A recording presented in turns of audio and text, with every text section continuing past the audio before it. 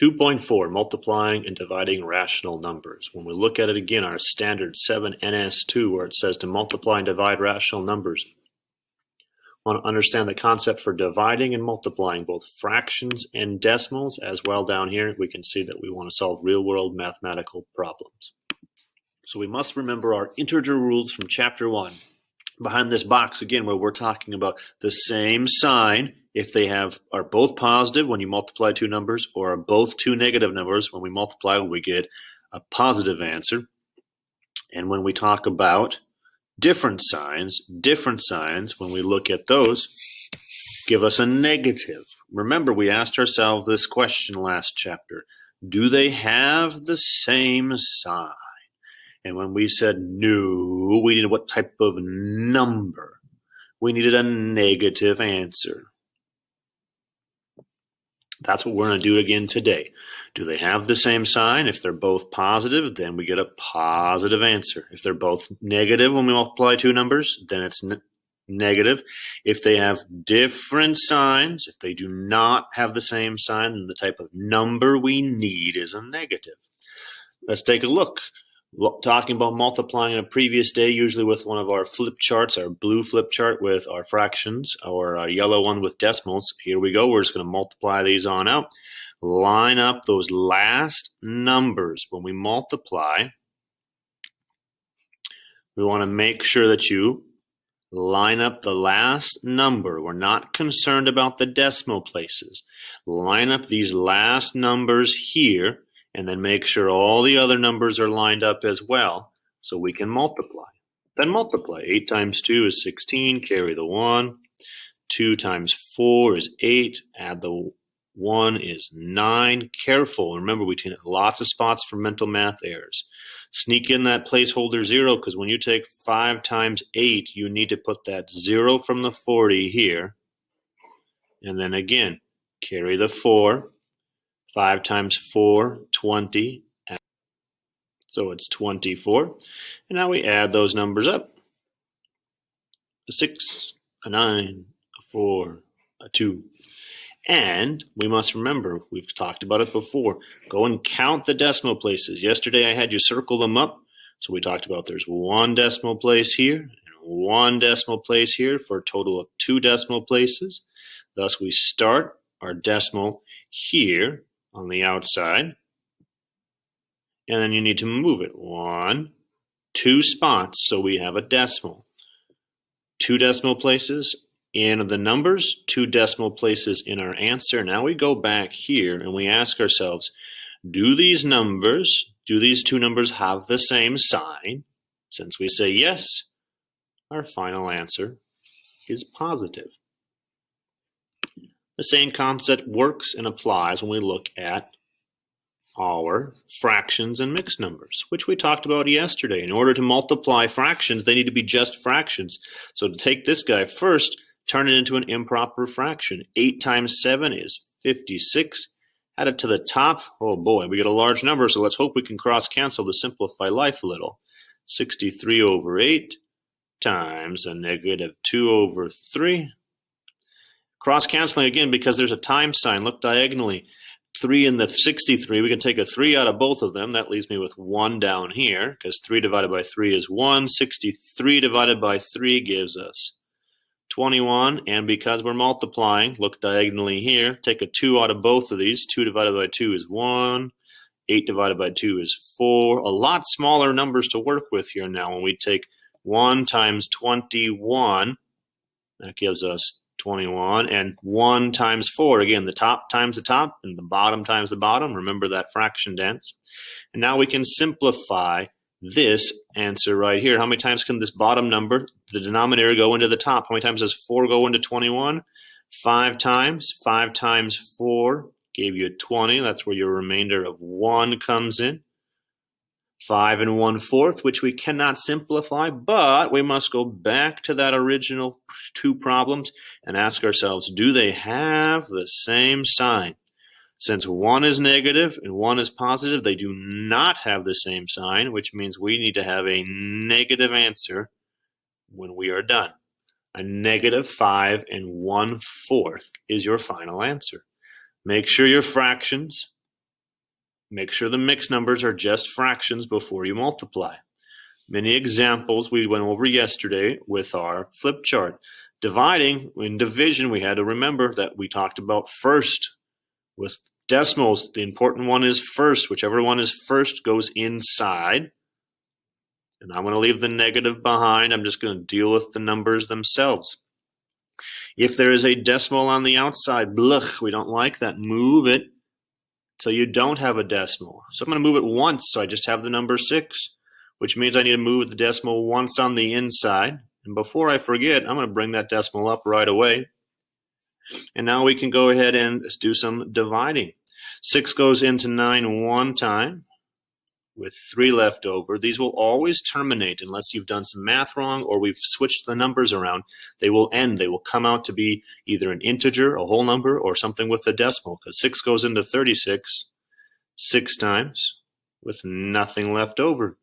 The answer then, as we see up there, is 16 point, or just plain 16. And we must go back over here again. And we're going to ask ourselves, do these guys have the same sign? Do these two numbers have the same sign? No, which means we need what type of number? We need a negative number for our answer. So a negative 16. Done. Long division with decimals. The number that's first goes on the inside. Do the math carefully. It will end. If it's not, there's no pattern. We've done something wrong. With dividing fractions, we're going to not divide. We're going to multiply by the reciprocal. You're going to keep, change, flip, or slide, switch, flip. But before you can do that, both of these numbers here have to be improper fractions first. That's our first step. Make them fractions. To do so, take that whole number. 8 times 3 is 24. Add it to the top. You must write down 26 over 3 divided by, and I'll come to this one, 6 times 6. Add it to the top. That's 36. That's 37 over 6. It must be written this way first before you do your multiplying by the reciprocal. Before you keep this first number the same, change it to multiplying by the reciprocal or the flip. So instead of 37 being on the top, we're going to put 37 on the bottom and then the 6 on top. Don't switch those numbers around on accident. When you do that, now you can cross cancel as you're doing that. Again, nothing can cross cancel between 26 and 37. But let's make life easier with these guys. Cross that out, make it a 1. 3 goes into 6 2 times. So now we have smaller numbers, multiplying those top two numbers. 26 times 2, if you need to go off to the side, you can do that. Over here, you can do 26 times 2 in order to get 52. If you can do it mentally, that's great. Away we go. And then we're going to multiply 1 times 37 to get to 37. And here again is where we're going to ask ourselves, how many times can 37 go into 52 without going over? That answer is 1. Take away 37. Careful with the math. If you have to go off to the side, please do. Please take 52 minus 37. Do our borrowing. From there, we get our 1 and 15 37ths. Before I box it up, again, go back up here. Did these two numbers start with the same sign? Were they both negative? Yes. That means they have the same sign. Our answer will be positive. Let's just do some quick extra practice. Here again, if they're already set up just as fractions, we don't divide. We're going to multiply by the reciprocal. We're going to keep the first one the same, and then we are going to change it to multiplying and flip the second one. Notice I just left the negatives behind so I can just deal with the numbers. As we're looking at that, we're going to go through here. And you're going to see that we can't cross cancel this way. We can't cross cancel that way. So when I multiply it on out, we get 12 over 5, which we can simplify down so that we go 5 goes into 12 2 times. That's where that 10 comes from with 2 left over. Now go back and ask yourselves, did they have the same sign? Since we say yes, then we're going to make it a positive number. Again, dividing with fractions before you keep, change, flip, before you slide, switch, flip. Before you take this and switch it to multiplying by the reciprocal, it needs to be just a fraction.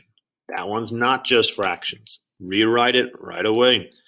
We're going to go here and just take 2 times 3, add it to the top to get ourselves 8 over 2, but keep everything else the same. Don't flip it yet. Write this step out so we don't make any mistakes. When we try to jump this step, I see a lot of mistakes happen. Once we've got that, now you can switch it to multiplying by the flip, by the reciprocal. If you can cross cancel, great. If not, you're left with 2 over 24. Oh wait, 2 over 24 can be simplified. Make sure you do that. Down to 1/12. Now go back. We must ask our question, did these two numbers have the same sign to start with? No, means we need a negative number for our answer. And again, decimals. If you're multiplying decimals, you just line them up. Line up that, not the decimals though. Remember, we don't care about the decimals today. Oh, look, they do line up. Don't care. What we want to make sure is we want to make sure that these numbers line up. The last ones do, and then the next ones all line up so we can go through and just do multiplying. As we multiply, 1 times 8 is 8, 1 times 1 is 1. Put that placeholder 0 in because when you take 5 times 8, we need to make sure that 0 goes here. Carry the 4, 5 times 1, add the 4 gives us 9. Add those up, and then go back to your numbers. If there are 1 decimal place in 1 8/10, and there's 1 decimal place in 5 1/10, then we need a total of 2 decimal places down here. So I'm going to put in 2 decimal places. Start your decimal at the end. Again, just put it right here and move it 1, 2 times. Then rewrite the number if you so choose. Or you can just leave it right there as 9 18/100. But go back to the top. Did these numbers have the same sign? Did those 2 numbers have the same sign to start with? No. Means we need what type of number? A negative number. Again, we're doing this because we need to understand the concept for dividing rational numbers. We need to be able to multiply rational numbers. Again, the fractions take a little more work sometimes because we have to do some cross-canceling and whatnot. Or down here, when we talk about dividing by fractions, we have to do that keep, change, flip, the slide, switch, flip, or the multiply by the reciprocal, whichever one you're familiar with. If we're dividing with decimals, that's where this long division comes into play. Some things like that. But again, today's goal is that you can multiply rational numbers and divide them.